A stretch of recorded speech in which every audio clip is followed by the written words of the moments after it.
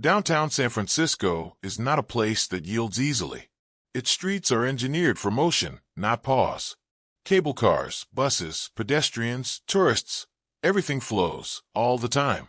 So when Market Street closed that morning, it wasn't for construction or protest. It was for something older, something that had waited decades for space.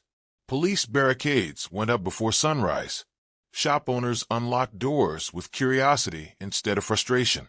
And slowly, from different corners of the city, people began to arrive carrying flags, instruments, and histories that refused to stay invisible any longer. They came from Daly City, South San Francisco, Oakland, Vallejo. Families who had rehearsed late into the night. Elders wearing barong Tagalog and turnos pressed carefully at home. Teenagers adjusting sashes over sneakers. This wasn't a performance for tourists. It was a gathering for themselves, finally given room. Many had lived in the Bay Area their entire lives without ever seeing Filipino culture centered this openly downtown. Today, it wouldn't be tucked into a side street or community hall. Today, it would take the main road. The parade didn't start with noise. It started with positioning. Volunteers marking spots. Drummers warming hands. Dancers stretching quietly. There was focus in the air, not chaos. People understood the weight of where they were standing.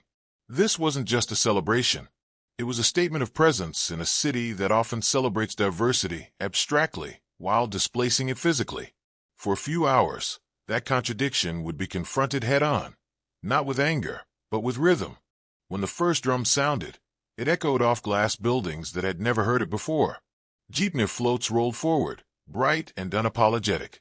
Traditional dances unfolded in the shadow of corporate towers. The contrast was striking, but not jarring. It felt overdue.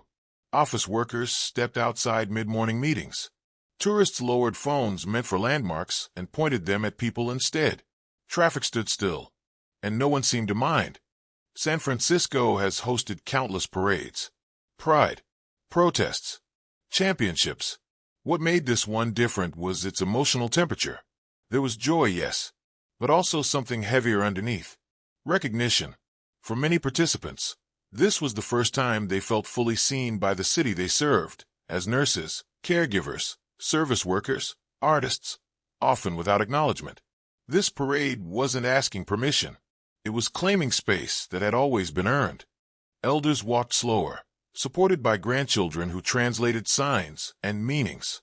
Some carried photographs of parents who had migrated decades earlier. Men who worked the docks. Women who cleaned offices after midnight. Their stories rarely entered public memory. Today, they were carried through downtown in full daylight. People along the sidewalks noticed the quiet emotion in those faces. This wasn't nostalgia. It was lineage made visible. As the parade moved, storefronts changed. Restaurant owners stepped outside and watched longer than expected. Some joined the crowd. Others clapped instinctively.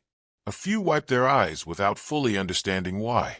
Culture has that effect when it's unfiltered. It bypasses explanation and goes straight to recognition. You don't need to know the steps to feel the weight of them. Police officers redirected traffic without tension. The city had prepared, but not anticipated the scale of turnout. What was meant to be a contained route began spilling into side streets. Crowds grew thicker.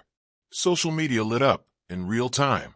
What's happening downtown turned into, you need to see this. The parade had stopped traffic, but had also captured attention, the rarest currency in a city constantly distracted. San Francisco likes to think of itself as progressive, and often it is. But progress isn't just policy. It's visibility. It's who gets the street and when. For decades, Filipino presence shaped the city invisibly. This parade made that labor impossible to ignore. For a few hours, downtown moved to a different rhythm, one that had always been there, just unheard. Music shifted as the procession advanced. Traditional kalintang blended with modern beats. Old songs met new arrangements. The sound wasn't curated for outsiders. It was layered, imperfect, alive. Some sections danced. Others marched solemnly. There was no single story being told. That was the point. Filipino identity doesn't compress neatly. It expands. A moment of stillness came near the midpoint. A short pause. Drums lowered, flags held steady. A brief acknowledgement of history, of colonization, migration, survival. Not spoken loudly, not dramatized, just held. Silence, in a city that rarely allows it, landed heavily. Then movement resumed, and with it release. Laughter returned. Children waved. Performers leaned into joy without guilt. This wasn't protest, but it wasn't neutral either. It was affirmation. Of existence. Of contribution. Of belonging. Local media arrived late. Cameras tried to catch up to something already unfolding organically.